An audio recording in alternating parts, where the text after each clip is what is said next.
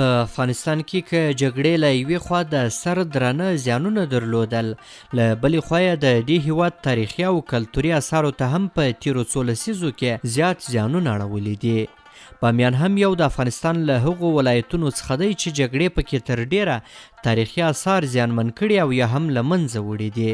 2 کاله وړاندې بامیانو ولایت ته د یو شمېر چیني رضاکارانو له ورتګ سره د کلتوري ارزښتونو اړوند د ماشومانو لپاره د دوی په مالي ملاتړ او د ځایي رضاکارانو په همکارۍ یو شمېر کورسونه جوړ شول او د دغه تیرو 2 کلونو په موده کې دوی ته د بامیانو ولایت د بېلابېلو تاریخي او کلتوري ارزښتونو معلومات وړاندې شوي دي. له دغه کورسونو څخه یو هم د نان کورس و. په دغه کورس کې په لومړي ځل تقریبا شاوخوا 100 تنو زده کوونکو برخه اخیستې وه او د وخت په تېرېدو سره دغه شمېر تقریبا 500 تنو ته ورسېدل. نن د دغه شاګردانو د درس وروستۍ ورځ ده او نور دوی له دغه کورس څخه فارغېږي او دوی ته په تېرو 2 کلونو کې د بامیانو د بیلابیلو تاریخي ځایونو په هکله باندې معلومات ورکول سوي دي. راځئ له موږ سره په ګډه باندې د دوی د دغه درس وروستۍ ورځ وګورئ.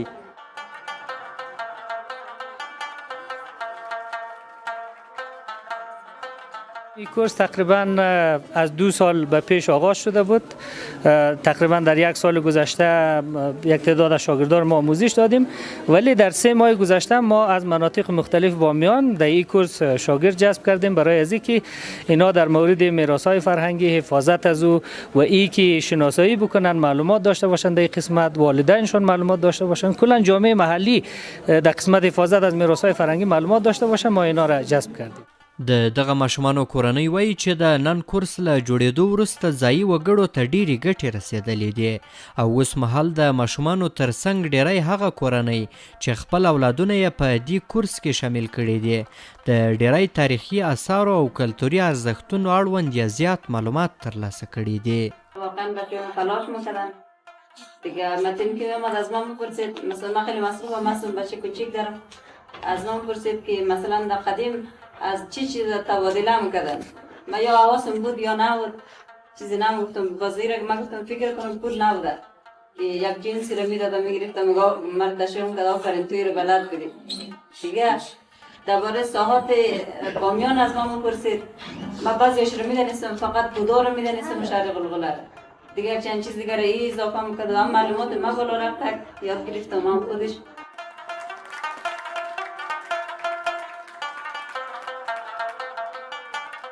این پروژه بسیار پروژه خوب بود. از کشور چین تشکر میکنیم. در قدم اول که اولادای ما را آگاهی داد در بخش میراث‌های فرهنگی و ولایت بامیان یک ولایت باستانی و تاریخی است. این درسی که اولادها تا این لحظه را خوانده خود اما قدم صفری پیرایش تشکری میکنیم. در قدم دوم این پروژه را ما طولانی مدت میخواهیم. چرا طولانی مدت؟ در ولایت بامیان خداوند امنیت و آرامی را در وطن مادر را به این منوال پیش بره. از کل دنیا اینجا توریست میاد. اینجا زبانهای مختلف دنیا را این اولادا یاد بگیره به خاطر ترجمانی که به رضا فهمانده بتانه.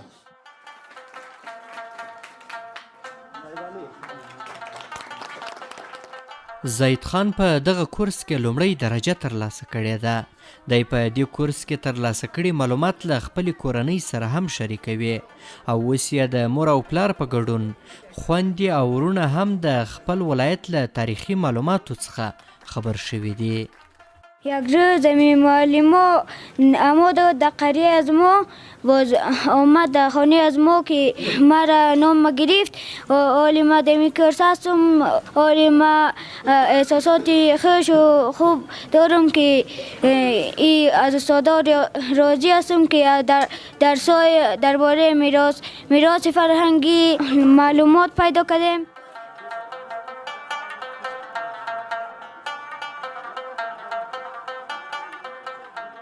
نن دغه کلتوري مرکز ته د ماشومانو په ګډون د دوی مور او پلار هم راغوښتل شوي دي او د تاریخي ارزښتونو په هکله به معلومات ورکول کیږي. میراث‌های فرهنگی که هست یک هویت ملی از ما را نشان میده دیگه باید ما از او خوب نگهداری کنیم که خراب نشه دیگه نیاکان ما وجا مانده میراث فرهنگی که هست به معنای چیزی که از نیاکان ما وجا مانده میراث فرهنگی گفته میشه میراث بدون یکیش میراث طبیعی یکی دیگه میراث فرهنگی